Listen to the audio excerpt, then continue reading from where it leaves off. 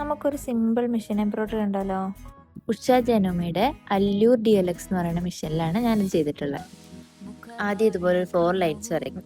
മെഷീനിൽ length SS-ലും selector A-ലും ആക്കിയിട്ട് ഈ 4 ലൈൻസിലൂടെ സ്റ്റിച്ച് ചെയ്യാം. അടുത്ത സ്റ്റിച്ചിന് വേണ്ടിയിട്ട് ലെങ്ത് SS-ലും സെലക്ടർ D-ലും ആക്കിയിട്ട് ഈ നടുവിലെ 2 ലൈൻസിനിടയിലൂടെ സ്റ്റിച്ച് ചെയ്യാം. അടുത്ത സ്റ്റിച്ച് കൊടുക്കുക ലെങ്ത് SS-ലും സെലക്ടർ C-ലും ആക്കിയിട്ട് ആണ് സ്റ്റിച്ച് ചെയ്യുക. ഈ സ്റ്റിച്ച് വരുന്നത് 4ാമത്തെ ലൈനിൽ നിന്ന് വലത്തോട്ടും 1ാമത്തെ ലൈനിൽ നിന്ന് ഇടത്തോട്ടുമാണ് സ്റ്റിച്ച് ചെയ്യേണ്ടത്. അപ്പോൾ നമ്മൾ ഇടത്തോട്ട് സ്റ്റിച്ച് ചെയ്യുന്ന സമയത്ത് തുണി തിരിച്ചു വെച്ചിട്ട് സ്റ്റിച്ച് ചെയ്യാം.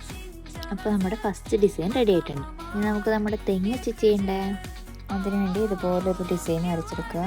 ലെങ്ത്ത് 1 to 0ൻ്റെ ഇടയ്ക്കും സെലക്ടർ C-യും ആണ് ചെയ്യുന്നത്. ഇത് ഈ ട്രീൻ്റെ ലീഫ് സ്റ്റിച്ച് ചെയ്യുന്ന സമയത്ത് ഇതിൻ്റെ ലെങ്ത്ത് കുറഞ്ഞ സമയത്ത് C-യിൽ ലെങ്ത്ത് കുറഞ്ഞതും വിട്ട് കൂടി വരുന്ന ഭാഗത്ത് C-ൻ്റെ ലെങ്ത്ത് കൂടിയ ഭാഗത്തേക്കും പിന്നെ വീണ്ടും അത് കുറഞ്ഞു വരുന്ന രീതിയിലേക്ക് നമ്മൾ ഇത് അഡ്ജസ്റ്റ് ചെയ്തുകൊണ്ട് വേണം സ്റ്റിച്ച് ചെയ്യാൻ. ഇതിൻ്റെ തടി സ്റ്റിച്ച് ചെയ്യാൻ വേണ്ടി നമ്മൾ ആദ്യം ചെയ്തതുപോലെ തന്നെ ലെങ്ത്ത് S-ലേക്കും സെലക്ടർ A-ലേക്കും ആക്കിയിട്ടാണ് നമ്മൾ അതിൻ്റെ തടി സ്റ്റിച്ച് സമയം എടുത്ത് തന്നെ ചെയ്തു നോക്കുക.